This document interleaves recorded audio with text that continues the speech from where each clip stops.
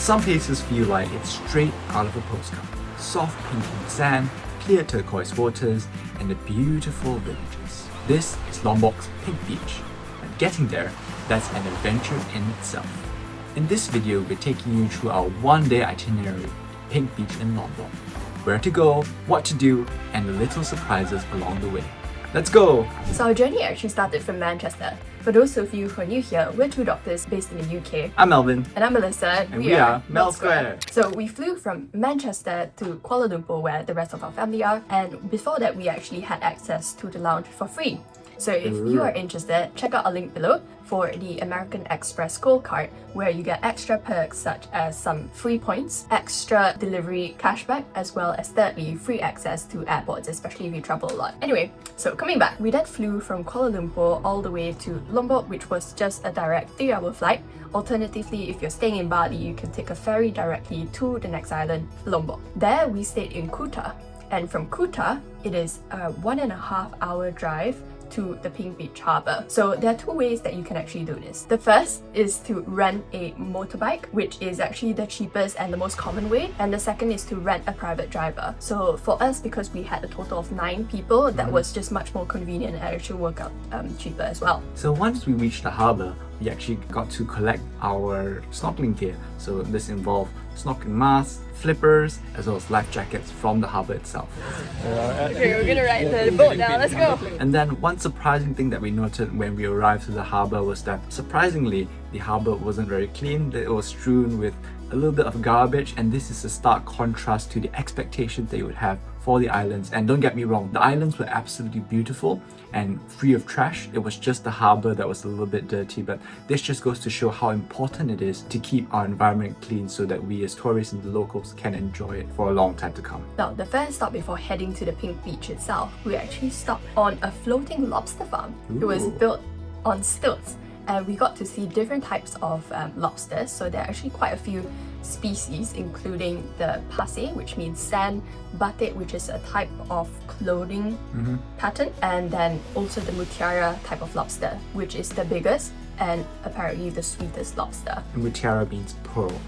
Yeah. And finally, we made it to Pink Beach 3, one of the most pink beaches among the 3 pink beaches that we have. And the pink color actually comes from bits of coral that washes up on shore, mixing with the white sand to create that pink hue. This is like the pink coral.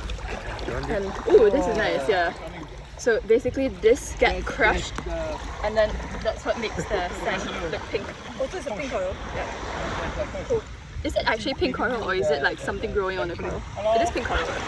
But that one some is coral, white. sorry. Some is white. I think it's like a mixture.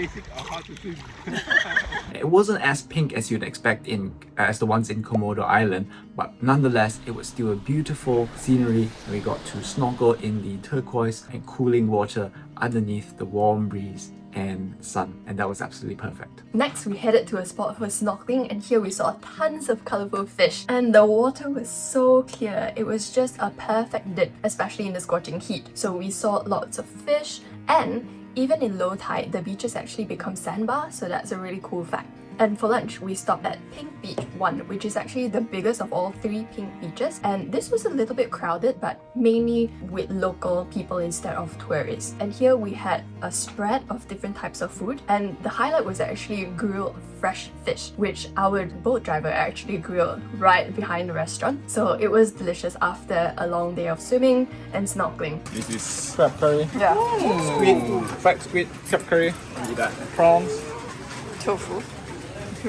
So the main fare of food that we had was mostly local food that's suited for the Indonesian palate, but it was delicious and there was loads of seafood, some grilled, some fried, a little bit of vegetables as well, cooked in the local stir-fry style, and that was absolutely delicious. Next, we headed to Pink Beach 2, where it was a little bit quieter, but the water was as amazing as the first 2, so we just spent some time swimming around and then headed to a sandbar. So when we were there, the waters was actually quite high, so it was not really low tide yet. But at this place, we could actually see loads of starfish, which was really interesting. After an absolutely unforgettable day, we then headed back to the mainland as the sun was setting in the distance. We then headed for dinner at a local warung, and warung is the Malay translation or the Bahasa Indonesia translation for a local food store. There we met our fellow travelers by happenstance, a lovely couple from Austria who was visiting at the same time, and that's one of the things that we really like about traveling, just meeting new people, sharing stories and ideas. Lombok's Pink Beach is definitely a paradise on its own. It's fairly untouched,